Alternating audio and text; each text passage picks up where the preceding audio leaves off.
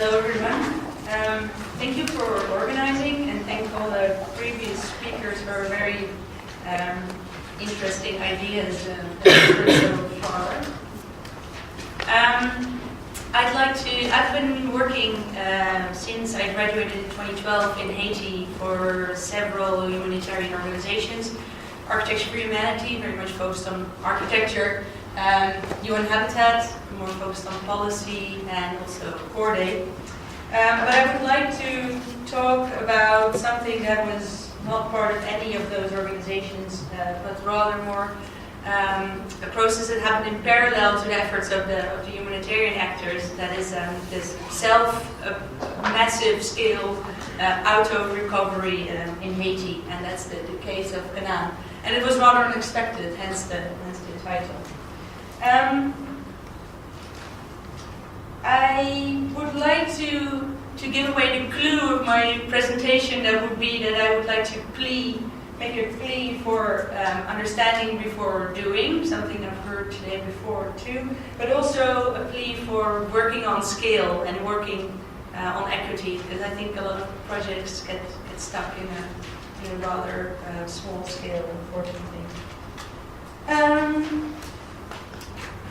The case of Canaan. So Canaan is a massive auto self-reconstruction informal expansion of Port-au-Prince that happened after the earthquake.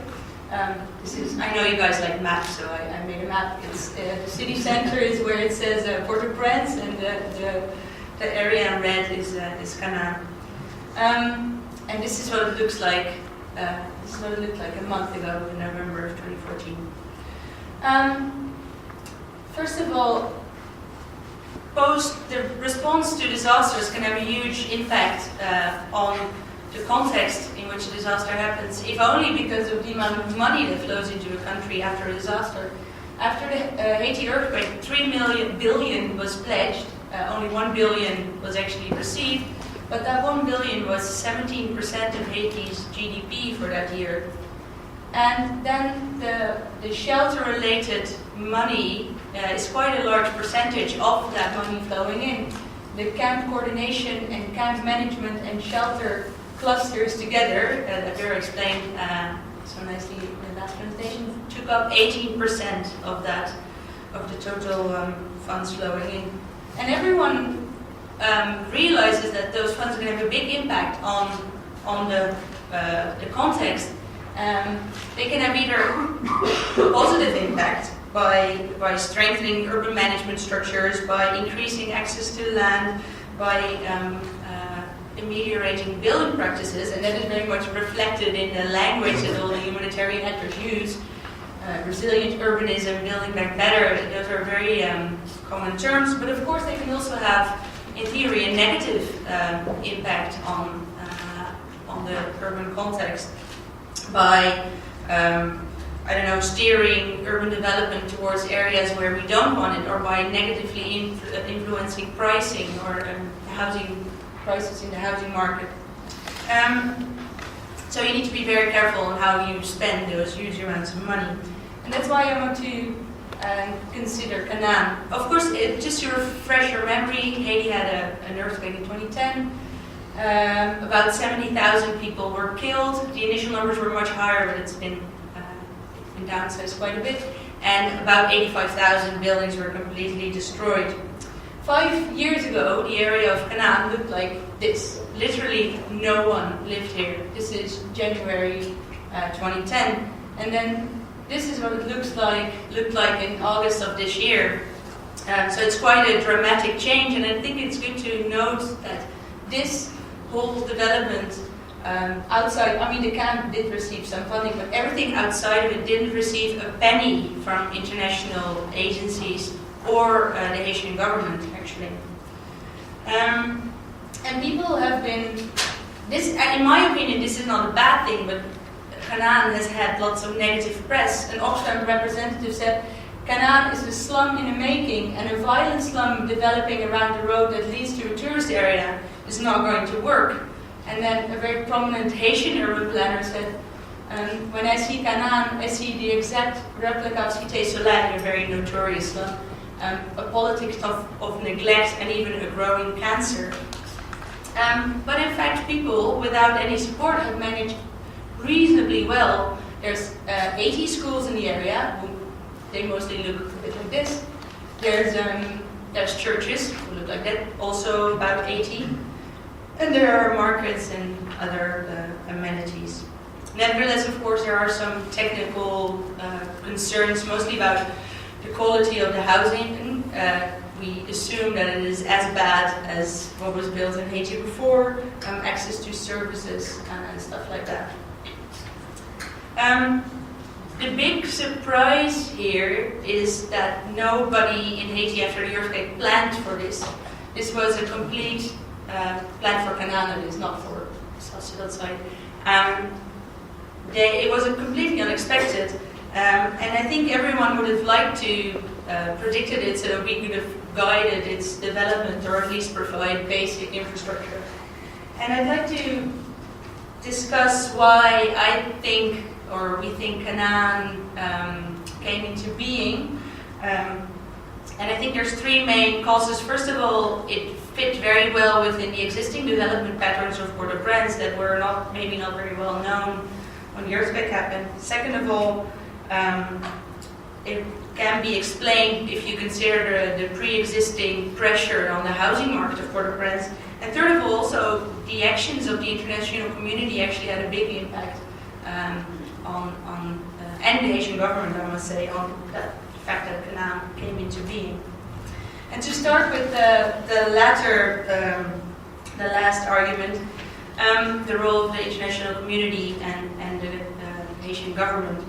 After the earthquake, almost 1.1 million people were displaced, but most of these people were displaced to self-settled sites like this, only short distances from their home, mostly like 5 or 10 minutes away, quite close. But nevertheless, all these people were labeled IDPs, internally displaced people, which made them the responsibility of the camp plus camp coordination and camp management people. And those people are good at setting up camps and providing services in camps. So that's what they started to do for all these people. And most of the services in these camps were better than what the people had before in their own neighborhoods.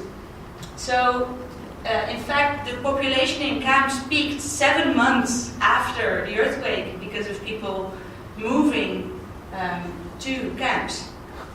And also, this meant that there was less attention or less support for other forms of support, for example, return to neighborhood programs, information campaigns, technical advice, distribution of materials, stuff like that. Of course, there were also other people that were not in camps, and they were the responsibility of the shelter cluster. And the shelter cluster started focusing on transitional shelter. That's something that Pierre explained too. Only in this case, you had to have access to land in order to benefit from this solution. This is a tea shelter. And many people, the majority of people in Port-au-Prince before the earthquake were renters, which means that by definition they don't have access to an empty plot of land. So this left a huge amount of people unaddressed because they were either not in camps and didn't have access to land. Then the camps in the city center were deemed unsafe, and the government and the international community decided to make a new camp outside the city for all these people in Canaan. And the government of Haiti facilitated this by declaring a huge amount of land eminent domain, much larger than was actually needed for the camp. And because people considered this eminent domain their land, government land, and because services were available in the camp that was set up on the land around the settlement around the camp started to get settled. So this is one factor. They started with tents and then continued. Were transported in buses to the site. But another factor was that the pressure on the housing market was quite big. These are a lot of complicated numbers, I'm sorry, but we did some research that the from 2010 to 2020, the pressure on the housing market, they would need about 500,000 units. So in 4 years, that is 200,000 units. And the international community delivered about 115,000 solutions in Port-au-Prince, which leaves a deficit of 85,000 units. And it also explains that all these people had to go somewhere, and like about half of them probably went to Canaan. And those numbers don't even include renters who live in suboptimal conditions, and they also don't include investors who have somewhere to live, but who want to invest in Canaan just to make money. The guy in the shirt is our driver, Jimmy, who says his plot in Canaan is his kids' college education. And finally, this informal urbanization is very common in Port-au-Prince, it's very normal. This is what it looked like in 1940, very organized, but that was because there was a dictatorial rule, and that stayed that way until 1986, so limited growth. But then after 1986, when the Duvalier rule ended, the city exploded with informal neighborhoods. And this is just the last 4 years where you see Canaan popping up. So it's very normal. This is a very established neighborhood that looked like this before. And then there's also similar developments, for example, on the south side of the city. So Canaan is by no means an exception. In fact, it's quite normal. And then the next question, I guess, is how to intervene in these areas. And I guess I'm not going to answer that. I'm sorry. The reflex of many humanitarian actors is to build nicely colored houses that you can take pictures of with happy kids in front. But is that really the most useful thing you can do with your money? And I've thought about some criteria for intervention in these areas, but I want to actually highlight one because of time reasons, I think, and that's equity, which I think is something that's not often considered because it's not.